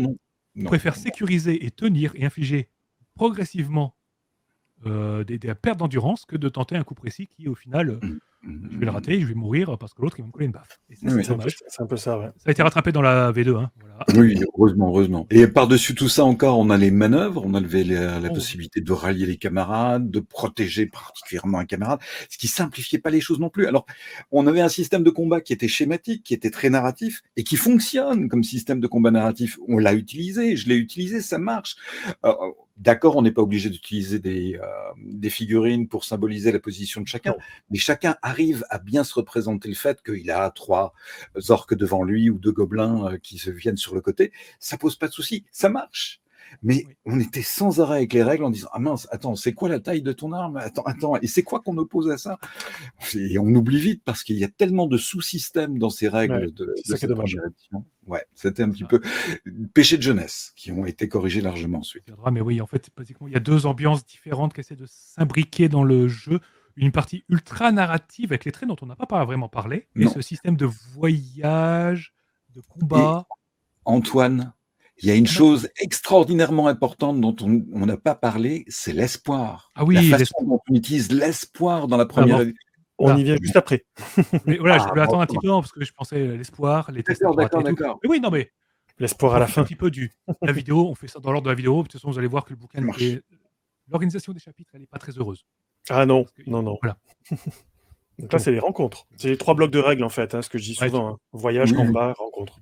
tu peux envoyer. De toute façon, on est sur du classique. Oui, Voilà. de l'inutile, je dirais, mais bon, oui. Pas de pourquoi l'inutile, parce que bon, de toute façon, il faut toujours rappeler les bases à tout le monde. Mais bon, On rappelle juste que les phases de rencontre, il y a des seuils de difficulté à caler en fonction des peuples qu'on incarne, avec des présupposés et autres. Donc on a une difficulté quand on tombe sur un garant, un personnage, un PNJ important ou autre, et qui font que si t'es pas doué en roleplay, t'as plein de jets de dés à faire pour gérer ton dialogue et les informations que tu peux espérer récupérer. Moi, je réglais tout ça avec un jet de dés pour donner l'ambiance, et après c'est le roleplay. C'est tout. Moi, c'est Oui. comme ça que je fais. après, il y a T'as des, tout à voilà, fait après, raison. il y a des gens qui sont pas suffisamment à l'aise en roleplay. Bon, Tout à fait. ils C'est sont bons. pour ça que c'était pratique. Mais ils auraient Mais pu préciser que c'était une option, pas une Voilà, règle mais obligatoire. j'utilisais quand même les règles quand on était confronté à des cultures antagonistes, des elfes Ouais. qui essaient de négocier C'est avec ça. des nains. C'est On ça. peut faire un jet de dés parce que là, il y a une partie qui n'est pas gérable entièrement par le roleplay. Il y a trop de passifs historiques. Donc, voilà. Tu donnes le ton du début de Voilà. la conversation. Comme Puis tu le après, dis. tu l'interprètes. Ouais. Absolument. Tout à fait. Donc voilà, maintenant la phase de communauté, parce que Ah, ça, l'anneau c'était- unique part du principe qu'en fait les personnages ne vont faire qu'un seul scénario par an. Mhm. Et c'est déjà pas mal quand on voit tout ce qu'ils ont à gérer à côté. On peut pas se permettre d'être sur la route tout le temps. Et chaque hiver, un petit peu à la Pendragon ou la légende des 5 anneaux quand on fait la cour d'hiver, ce genre de choses. Chacun repart globalement dans son coin et il va pouvoir faire des actions de communauté. Et ça, c'est en fait des actions qui vont, comment dire, pour regagner de l'espoir, faire quelque chose, dépenser de l'XP, ce genre de choses. C'est très Progresser. important pour progresser, tout simplement. Et mais en fait, même si certaines actions de communauté sont roleplay, quand d'autres sont vraiment mécaniques pour offrir des bonus. Voilà, si vous êtes juste en mode, tiens, je vais faire cette action, pourquoi? En fait, je vais faire de l'artisanat, pourquoi? Mais t'en as pas besoin. Ouais, mais mon personnage, c'est un artiste. Voilà, moi, c'est mon truc, la sculpture. D'accord. Et un autre joueur va dire, ouais, mais moi, je vais virer mes points d'ombre. Alors c'est parti, je vais faire ça. Mais c'est une phase très intéressante parce qu'elle permet aussi de développer le personnage en dehors des scénarios et de développer vraiment la grande histoire à côté. Et on avait quoi? Là, t'es sur la Les partie. conseils OMJ qui sont, pour le coup, particulièrement bien faits. C'est vrai. Donc, Gardien, donc c'est la partie classique. Les conseils pour mettre ça en scène, ils sont très bien faits. Plus long que dans la V2. Ouais, jouer les Hein interstices, etc. Tout ça est dedans. Ça, c'est vraiment bien. Ça. Le passage des années aussi, on t'explique. Ouais. Ça, quand faire un jet de dés, c'est tout bête. C'est là que le jeu avait un petit souci, c'est que la première partie du jeu vous fait comprendre qu'en fait les jets de dés, il faut les faire à chaque fois qu'on veut tenter une action. La deuxième partie vous dit non mais en fait que quand c'est pertinent. Bien sûr. Bon. Voilà, tu l'attendais, le voilà. L'ombre. Ah, j'adore cette partie. C'est la meilleure. Oui. L'ombre. Alors, du coup, on parle d'ombre. Tu peux mettre sur pause. Il faut juste qu'on parle maintenant de la notion d'espoir. Une notion incroyablement importante dans le jeu. En fonction de votre origine, vous allez avoir plus ou moins de points d'espoir sur votre fiche de perso. Basiquement, pour faire simple, les personnages les plus pétés physiquement, genre les elfes ou les nains, sont très puissants, mais ont une valeur d'espoir qui est risible. Alors que ceux qui sont pas bons, genre les hobbits, ont une valeur d'espoir stratosphérique, histoire de rééquilibrer. Et c'est ultra important. Pour un test, voilà, on va remontrer rapidement. Voilà, on a des valeurs d'espoir, une valeur de base qui va diminuer. De toute façon, il va y avoir une opposition entre l'espoir et l'ombre. On va y revenir. En termes de jeu, les points d'espoir, en fait, avant un test, vous dépensez un point d'espoir avant un test, vous rajoutez votre valeur d'attribut au test. Ce qui est plutôt cool. Si c'était un attribut amélioré, un test favorite, vous utilisez la version améliorée de l'attribut. Pardon, oui. Dépenser un point d'espoir, c'était la quasi-garantie que le test était réussi. Et c'est vachement utile parce que c'est vraiment un jeu où chaque test quand même est extrêmement important. Mais on peut dépenser un point d'histoire après avoir effectué le jet. Et ça, c'est extrêmement intéressant sur le plan narratif, parce que en tant que maître de jeu, tout le monde le sait, on ne peut pas se permettre de laisser une situation dégénérer parce qu'un joueur n'a pas de chance. Là, en l'occurrence, il y a la possibilité de rattraper les choses après. Du coup, cette notion de point d'espoir est extrêmement importante. C'est la ressource la plus importante des personnages, clairement. D'autant que je ne dise pas de bêtises, il y a également des dons, on appelle ça ces capacités spéciales offertes par la sagesse qui fonctionnent en dépensant des vertus, des vertus. Certaines vertus s'activent en dépensant des points d'espoir et les points d'espoir ne remontent pas tout seuls. Ah non. Non, c'est une valeur de départ, elle ne peut que diminuer. Sauf si vous faites la manœuvre de l'action de communauté qui permet de la remonter un peu. Et il y a des points d'espoir de communauté aussi dans lesquels on peut piocher. Voilà. Ça, Et c'est ça, c'est utile. pareil, magnifique. Et ça, c'est une meilleure Très idée, bonne c'est idée. que plus en fait, les joueurs commencent avec des points de communauté en fait, c'est un nombre de points égal au nombre de joueurs à la table. On dépense un point de communauté, on regagne un point d'espoir. Mais avec autorisation de la majorité des joueurs, il précise, parce que si on décide de jouer pour notre tronche, on prend des points d'ombre. Et oui. Absolument. Et les Absolument. points d'ombre, eh ben, c'est encore plus compliqué de s'en débarrasser qu'une ch'touille dans un bordel. C'est honteux. Oh là là. l'image. Oh. Ah, je suis désolé, mais c'est la vérité. Hein. Quand on a joué à le jeu, on se rend compte que les points d'ombre, Faites oh là sortir là, les enfants de la pièce. je suis désolé. Je m'excuse. Oui. Tu pourras mettre un bip. Voilà. Tu mettras censuré. Non. La mécanique de points d'ombre. Quand vos personnages vont gagner des points d'ombre dans certaines situations. Quand ils vont faire des actes répréhensibles, on est censé quand même jouer des gens gentils, hein, les good guys. On ne demande pas d'être des personnages incroyables, on ne demande pas d'être des paladins qui ne craignent rien, qui vont se battre pour la veuve et l'orphelin. Il y a quand même beaucoup de personnages, leur truc c'est de chasser des trésors pour s'en mettre plein les poches. Pas l'archétype du loyal bon. Voilà, pas des crevards, attention. Ouais. C'est-à-dire Pas de que parjure, pas de vol, pas Exact. d'assassinat. Il y a cette notion qu'on retrouve chez Tolkien, et là, elle est vachement bien remise en scène. Le fait de mentir à dans un contexte officiel, on prend des points d'ombre. Être déloyal, bref, dès que vous faites quelque chose de répréhensible, moralement en public, vous prenez des points d'ombre. Pour Je voir voudrais ses amis blessés, tu prends des points d'ombre aussi. aussi, on peut en prendre, oui, en étant dans des lieux qui sont imprégnés par l'ombre Oui. également. Tout à fait. Mais je voulais donner une anecdote qui était assez révélatrice pour montrer que l'anneau unique ne se joue pas comme les jeux habituels d'Heroic Fantasy. J'avais un groupe de joueurs dans un scénario qui voulait sauver un marchand qui avait été kidnappé par une bande de brigands. Leur bonne idée, c'est d'attendre que la nuit tombe et de se glisser dans le camp, d'égorger tout le monde et de libérer le marchand. Oui, mais pas dans la terre du non. milieu, ça va pas. Parce que Voilà. là, il n'y a pas eu de négociation, il n'y a pas de tentative de compréhension mutuelle ou d'accord possible avec l'antagonisme. C'était du massacre. Et personne n'avait vu aucun problème parce que tous les joueurs qui étaient là autour de la table, un jour ou l'autre, avaient fait du Donjons et Dragons. Mais oui, Et on n'est mais pas oui, c'est dans des Donjons et réflexes qu'on a. Voilà. Alors que bah, tu fais ça, puis tu as Sauron qui met un petit pouce bleu hein, en bas de ta Sauron aime ça. Attendez, j'ai peut-être fait une bourde. Donc, du coup, Ouais. avec Jean, on fait un petit bisou à Rémi, c'est ça hein Voilà, oui, On tu l'as pense à toi reconnu. Hein, Oh, pas du tout. Pas du tout. On lui fera la points d'ombre. dédicace. Ouais. Voilà, ces points d'ombre, donc on va les gagner. Et oui, on va en prendre si on va dans des lieux glauques, genre Dol Guldur, là, parce qu'il y a un scénario officiel qui s'y passe, et honnêtement, ouais, on en prend des points d'ombre. En même temps, c'est normal. Il y a des lieux qui sont tellement saturés par l'ombre littérale de chez Tolkien qu'on ne peut qu'en être marqué à vie. Parfois, juste croiser certains PNJ suffit à vous marquer. Parce que Ouais. l'ombre, juste pour le préciser, l'ombre aussi, c'est pas comment dire, c'est pas le chaos dans Stormbringer, c'est pas Oui, c'est ça. c'est l'ombre, c'est aussi la tristesse de Frodon qu'éprouve Frodon à la fin de son voyage vers le Mordor, où Ouais. il a envie de tout laisser tomber et donc il est de moins en moins motivé. Et les règles transcrivent ça. Voilà, désolé de Tout à fait. t'avoir interrompu, Antoine. Non, non, mais c'est très bien de le préciser. Hein, voilà, on n'est pas dans une corruption Hmm. à la Warhammer ou Stormbringer, comme tu le dis. Non, non, on est sur quelque chose de beaucoup plus subtil, en fait. Même s'il y a aussi il y a aussi au bout d'un moment une sorte de corruption à la Warhammer, on le sent. Si vous allez à Dol Guldur, que vous dites « Oh, il y a un anneau sympa là, sur un présentoir avec des runes étranges. Et si je le prenais et que je le mettais au doigt ?» T'inquiète, ça passe. On prend 5 points d'ombre, définitifs. Voilà. Donc il y a des points d'ombre qui peuvent partir et certains qui vont être notés comme définitifs, c'est compliqué. Donc, pourquoi c'était important d'en parler des points d'ombre et de l'espoir? Si votre total de points d'espoir passe en dessous de votre valeur de points d'ombre actuelle, votre personnage, il commence à choper des gros malus. On est ce qu'on appelle mélancolique. Et Et ça devient très compliqué dans votre vie. Hein. on prend des folies. Ouais. On commence à faire des folies. Et c'est là que votre part d'ombre va commencer à se développer. Chaque fois que vous ferez un Sauron, vous allez faire une petite crise de folie. En général, au pire moment. Genre contre des archers-gobelins dans une embuscade. Vous n'aurez rien de mieux à faire que dire hey, je charge en mode berserk. C'est arrivé. Je plains, Ah ouais. je plains les pauvres joueurs que tu as eus. Vraiment. Mais moi, j'ai rien fait. C'est le joueur qui l'a fait tout seul. Hein. Ah bah oui, je confirme. Le joueur, il me fait mon hobbit, il sort ses 2 épées, puis il va affronter seul le troll. Ok. Ouais. Ok, vas-y. Ça arrive. On regarde. Bref, on a cette mécanique donc qui est vraiment extrêmement intéressante parce qu'elle est visuelle. C'est des points d'ombre, des points d'espoir.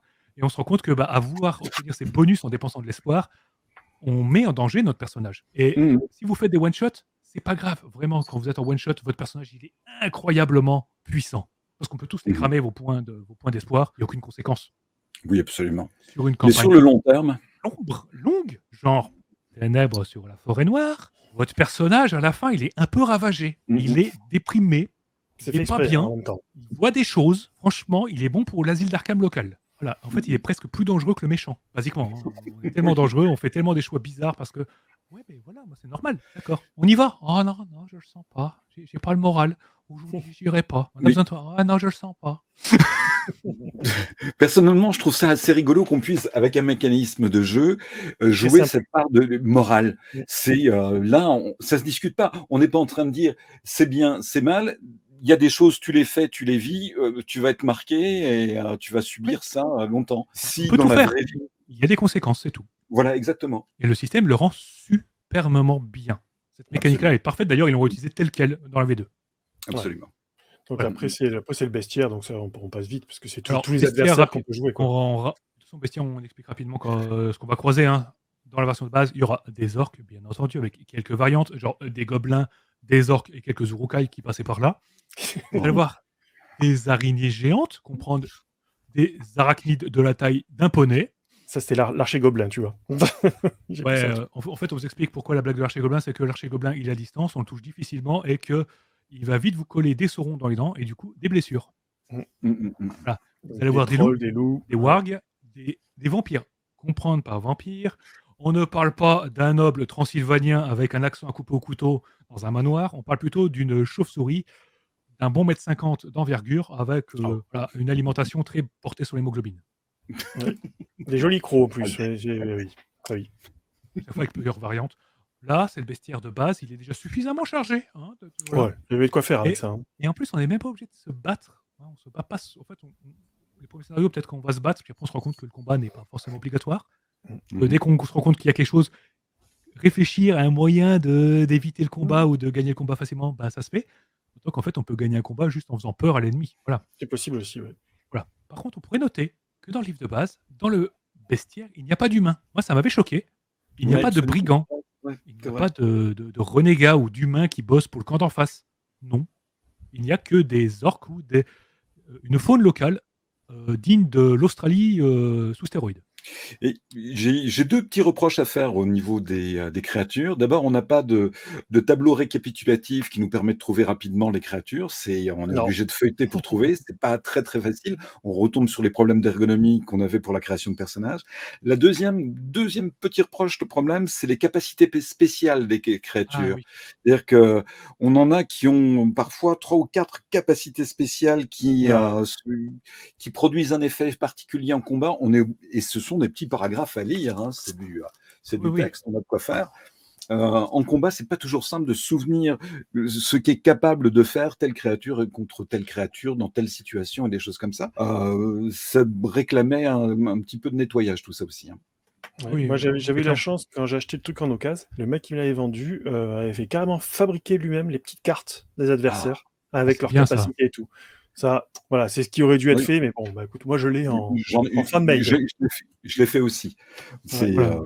C'est vrai que c'est hmm. utile parce que c'est vrai que, voilà, pour expliquer rapidement, les adversaires n'ont pas de points d'espace, ils ont des valeurs des points de haine. En dépensant un point de haine, ils peuvent activer l'une de leurs capacités spéciales. Donc souvent, c'est des capacités qui collent des malus Ah à ouais. la communauté. Voilà. Ou de frapper plus fort, bref, en tout cas, de faire du mal aux gens d'en face. Et il faut bien les connaître parce qu'en fait, les 50% de la puissance d'un adversaire, c'est sa capacité spéciale.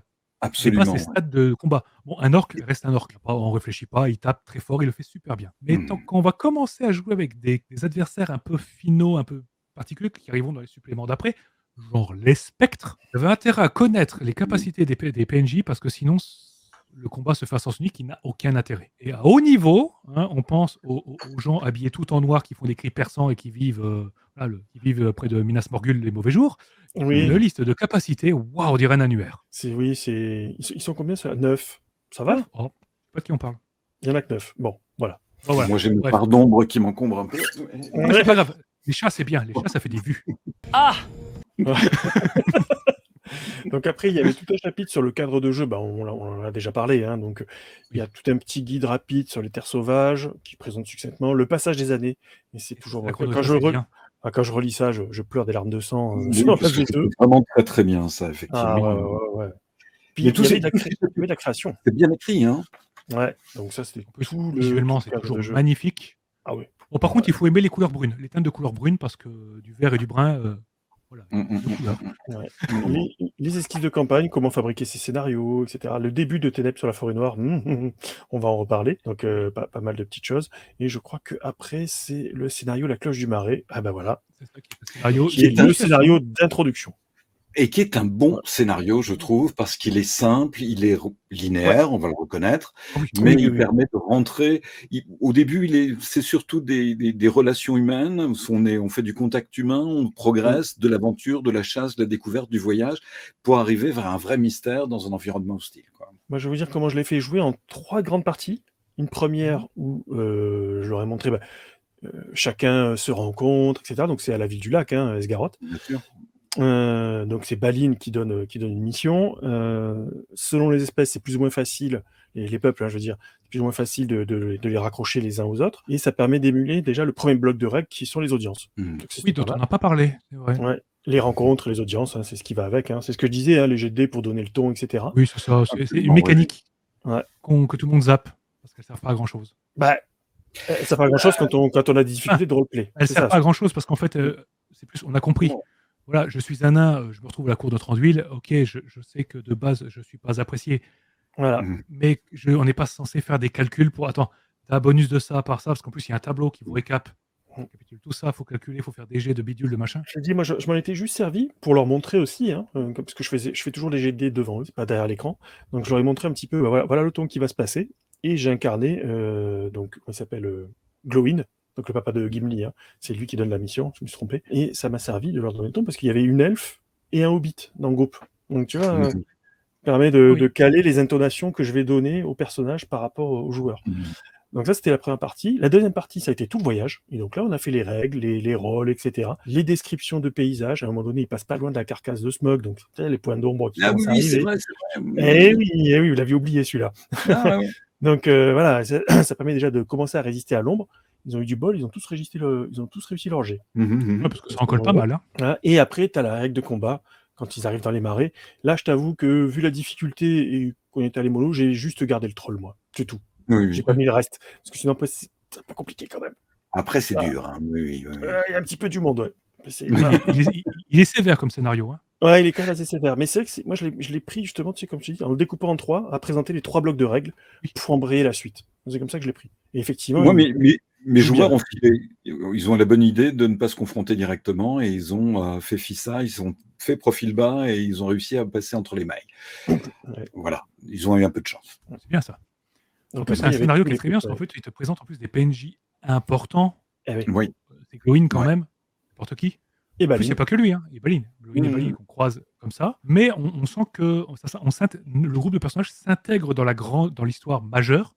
C'est sans difficulté. On n'est pas en concurrence. On ne remplace pas la communauté de l'anneau ou je ne sais quoi. On croise des PNJ majeurs et on a notre place dedans. Absolument. Voilà, ça c'est les pré-tirés. Il y a plein de tous les pré-tirés qui sont vraiment bien faits. Hein, pour le coup, ils ont pour chaque culture, il y a un pré-tiré.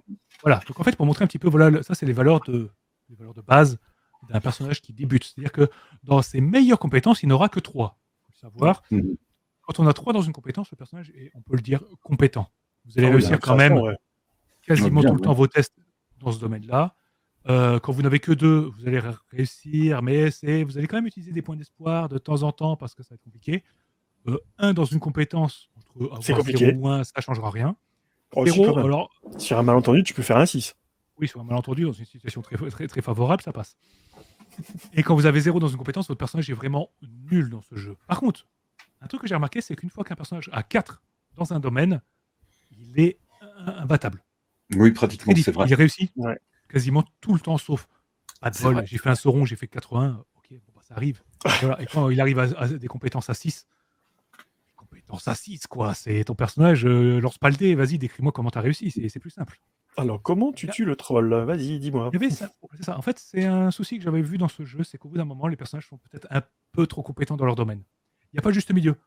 Il n'y a pas le moment de bascule où on est compétent sans trop, il passe très vite en fait. Mais Vous n'êtes pas bon, vous êtes bon, et le scénario d'après, ça a été déjà trop bon. Mais il y a un sous-entendu dans la philosophie ludique du jeu, si elle existe, mais enfin moi je crois qu'elle existe derrière, c'est que les personnages sont censés prendre leur retraite. On nous le dit plusieurs fois, la vie aventureuse d'un personnage est relativement limitée. On va pas pendant 70 ans aller se battre aux quatre coins des terres du milieu. Sauf On les elfes. participe à une paire d'aventures et puis bon, on passe à autre chose, quoi. Tout à fait, c'est vrai. Sauf les elfes, hein. Eux, ils peuvent faire ça quand ils veulent, le petit-déj pendant Les 50 ans, elfes, le déjeuner pendant les- 500 ans. Ouais, mais déjà au bout de 200 ans, ils sont en pleine dépression. Oui, en plus. Oui, Oui, c'est il nous vrai. reste mieux que. Ah, rappelons Une qu'un elfe, Noldor, ouais. un elfe, ça a 3 points d'espoir sur 1500 ans. Il va y faire très attention. Après, t'as le Valinor hein, pour te recharger. Tu peux toujours revenir. Hein. Tu demandes à Glorfindel comment il a fait. Ouais, mais bon, lui, c'est Ouais, un pistonné, on peut le lui. Donc, rencontrer, oui, oui. Oui. et une mécanique dont je n'ai pas parlé, je suis vraiment désolé, on aurait dû en parler bien avant. La mécanique des traits, parce qu'il y a des points de progression qui sont Ah, hyper oui. importants. En fait, le jeu va utiliser un double système d'XP. Et ça, il n'est pas intuitif. Ouais, mais il est bien. Pour le coup, il est bien. Il est extrêmement bien, mais il n'est pas intuitif. Fin de chaque scénario, vous allez gagner 1 point d'expérience, peut-être 2 dans un scénario où vous avez vraiment brillé, Ah mais oui. pas plus. Et je peux vous dire que l'échelle de progression, elle est raide. Il faut dépenser beaucoup de points pour monter, pour monter des compétences ou des attributs. Mais surtout, nous avons des points de compétences. Et ça, des points d'XP, des points de progression, et ça, c'est ultra important. Vous avez des traits. Vous savez, ces petits mots qu'on a mentionnés au début. Par exemple, le personnage, il doit en avoir 4. Ça peut être batelier, allume-feu, ce genre de choses. Mhm. Ça vous permet de réussir une action dans ce domaine-là. Mon personnage, il est batelier. Bah, on utilise une barque. Ok, mon personnage, il est batelier. Bon, bah, l'action réussit. Décris-moi comment tu parviens à traverser la rivière. Mais il faut que le joueur, il fasse appel. C'est ça qui était Alors, oui, difficile aussi. C'est que les joueurs devaient. J'avais très lourdement insisté. Il faut qu'ils s'en souviennent, qu'ils se les notent pour y faire appel. Parce que s'ils le zappent, bah, tant pis pour eux. Quoi. c'est ça. C'est vrai, c'est vrai, c'est Voilà. vrai. Donc, utiliser les traits. Et oui. Et quand on réussit un test et qu'on fait appel à un trait parce que j'ai réussi cette action, mais en plus, ça correspond à mon trait, on gagne un point de progression. Eh oui. Les points de progression, on va en avoir, et ces points de progression, c'est le seul moyen d'augmenter les compétences. L'XP ne sert pas. En fait, l'expérience, l'XP, ça sert pour la sagesse, la voyance, Oui. les bah armes, oui. les compétences de combat. Carrément. Les compétences Mm. générales, c'est des points de progression. En fait, le jeu te pousse à jouer roleplay, en réalité. Mhm. Mhm. J'ai des traits, je dois les mettre en avant pour pouvoir progresser. Et c'est une idée brillante, mais qui n'est absolument pas intuitive. Mm. Ouais, c'est dommage hein, de l'avoir enlevé de la V2, je trouve. Hein, parce que c'était vraiment. Ça rajoutait une petite dimension en plus. Quoi. Ouais. Mais après, c'était C'est des bon, calculs en ouais, mode attends, j'ai gagné autant de points, surtout qu'en plus, on avait une limite par groupe de Oui. compétences. Je peux 3. avoir que 3 points, 3 Mm. points de progression par groupe de compétences, pas plus par scénario. Faut que je me souvienne de quel trait et tout. Bon, l'idée était brillante. Mm. Et à ma connaissance, elle n'a pas été réutilisée par d'autres jeux. C'est dommage. Et donc, on arrive à un problème dans ce jeu, pour moi, en termes de système. Ce problème entre pas mal la moitié des mécaniques qui nous poussent à être roleplay, mais vraiment très roleplay, avec des mécaniques très légères. Je mets mon personnage en avant. Je respecte les codes de Tolkien. Et de l'autre, des mécaniques vraiment, pas simulationnistes, on n'est pas jusque-là, mais attention, hein, il va y avoir du jet de dés, du calcul, le voyage, par exemple, Mm. les coups critiques au combat. Voilà, on a ces deux parties-là qui, pour moi, je sais pas, ont du mal à coexister correctement. Mm. C'est dommage, hein. Pour moi, c'est le seul reproche que je fais à ce système. Donc après, ça finissait avec une fiche de perso sur 2 parties, puisque la première partie de la fiche de perso, hein, c'est tout ce qu'on a dit, hein, les attributs, les compétences, l'espoir, etc. Et au dos, on avait la communauté, les points de progression, trésor, origine, compagnie, tout ce qui concerne le groupe en fait. Ça, je trouve ça génial par contre.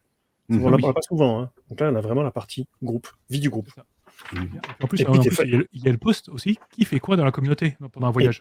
Et puis le passage des années. Oui, les événements majeurs et tout. Donc voilà pour le bouquin de base. Donc, tu vois, on y a passé beaucoup de temps, mais je pense que c'était important de s'y attarder hein, avant qu'on voit le reste de la gamme. Ça permet de voir que quel âge il a maintenant 2011.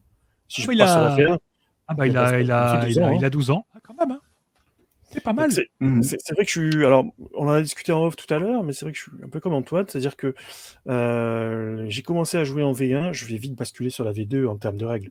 Elles sont beaucoup plus claires, beaucoup plus fluides sur la V2. Juste dommage pour les traits. Ça, vraiment, les traits, c'est gros regret, quoi. Mais pour tout le reste, il n'y a pas photo. La V2 est bien meilleure. Ça accuse le poids de ces années, quand même, hein, ce système-là. Hein. Absolument. Oui, Ouais. bon, il reste quand même bien plus agréable Ah que oui, beaucoup de jeux. oui. Et c'est quand même un jeu qui a un système qui est conçu pour jouer dans les terres du milieu. Il le fait parfaitement, il émule à la perfection. Ouais, Et c'est c'est chaque. Pas Ouais. perfection, non, mais très bien. Euh, moi ce que j'aimerais dire, à ce propos sur le système, ce système de règles qui est si bien fait pour jouer dans les terres Mm. du milieu, c'est que l'anneau unique, pour moi, c'est un petit peu l'anti-Donjons et Dragons. Donjons et Dragons, je le vois toujours comme un jeu d'optimisation et d'accumulation. On accumule les trésors, les armes magiques, on optimise pour devenir de plus en plus puissant. Dans l'anneau unique, l'objectif est pas là. Bien sûr, on va gagner en compétences, mais l'objectif, c'est de rencontrer d'autres personnes, de mener des quêtes, de découvrir l'univers. La découverte en elle-même est merveilleuse et on retrouve toute la dimension d'épanouissement on est sidéré par certaines scènes quand on arrive devant le château de Tranduil, quand on rencontre un personnage, un PNJ célèbre, parce qu'on peut rencontrer Gandalf, on peut rencontrer d'autres Saruman. personnages. Oui, et c'est vraiment, l'anneau unique permet ça. C'est un système qui est avant tout une aide à la narration et qui permet aux joueurs de s'intégrer, de vivre dans les terres du milieu en prenant les paramètres importants qui sont les voyages, même si le système est un peu lourd, il faut absolument jouer les voyages et les faire sentir que le temps passe, que la fatigue s'accumule, l'ombre, qui est la base même des drames philosophiques que se posent les héros de la communauté, et puis toujours rester dans une ambiance merveilleuse qui est tout à fait facile à restituer avec ce système-là.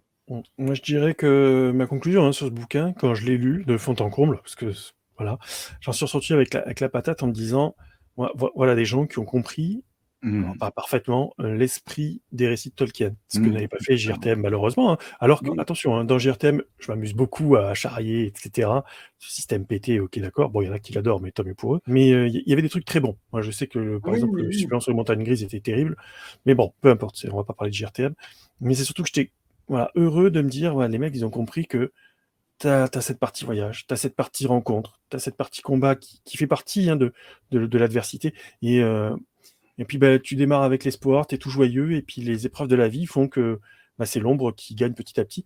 Après, ils vont développer aussi l'œil de Sauron, mais ça va venir dans les autres suppléments qu'on va voir petit à petit. Mais je pense que ouais, au moins voilà, avoir l'esprit de Tolkien dans un jeu de rôle, c'était ce qui manquait en fait. Et Et je franchement, il voudrais n'y a pas faire besoin d'en avoir plus en fait.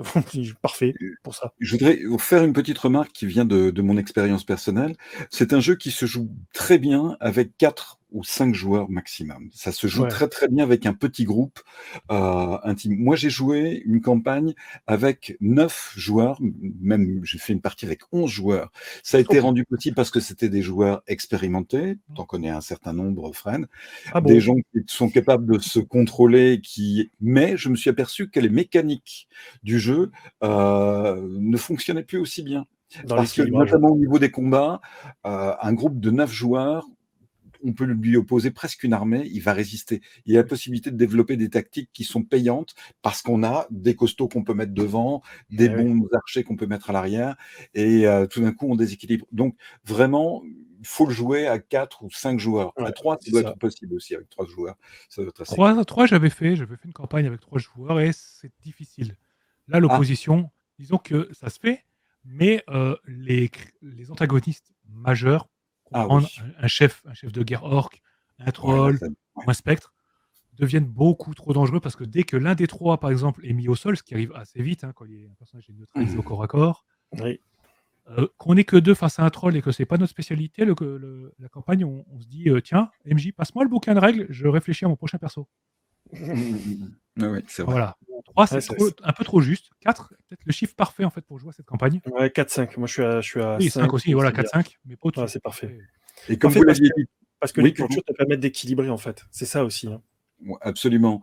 Et comme vous l'aviez dit tout à l'heure, il faut pas oublier que dans ce jeu-là, il est plutôt conseillé d'éviter les combats. On est là pour Au discuter, début, en tout cas. négocier, au moins au début, oui. les combats viennent à nous, on n'a pas le choix. Donc voilà pour les règles, la création de personnages et ce bouquin qui, voilà, plus d'une heure, hein, on a passé dessus. Donc c'est que Oui, ça les oui, méritait, hein, voilà. absolument. Et bien, ce que je vous propose, c'est qu'on bascule tout gentiment en deuxième partie